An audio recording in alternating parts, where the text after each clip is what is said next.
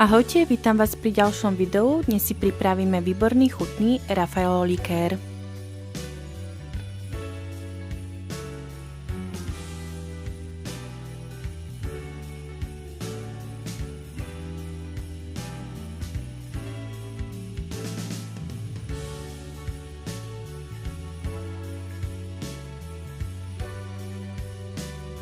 Takže do hrnčeka si vlejeme plnotučné mlieko.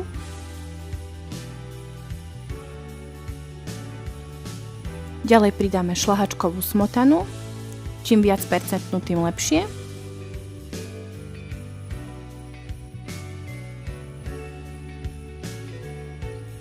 Ďalej pridáme kryštálový cukor, strúhaný kokos a nakrájané Raffaello guličky, ale bez mandly. Takto všetko to privedieme k varu.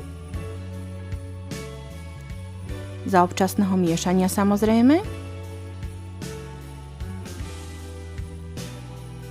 Keď sa nám to začne variť, tak varíme ešte nejakých 5 až 8 minút a odstavíme.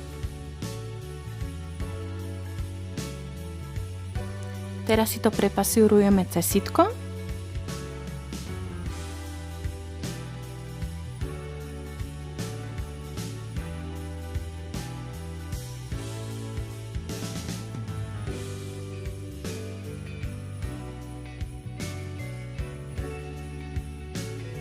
Vidíte, zostala nám tam taká kokosová masa, ktorú ale nevyhadzujeme, dáme na tanierik, necháme vychladnúť a dáme na nejaké 2 až 3 hodinky do chladničky a môžeme si z toho vyrobiť guličky.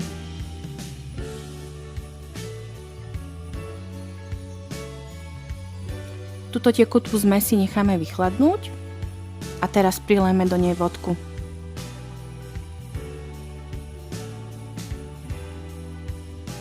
Premiešame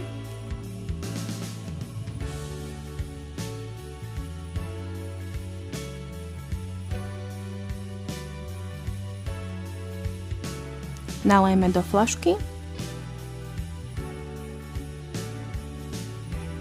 a máme hotový náš Raffaello likér. Z tejto dávky mi vyšlo pol litra likéru.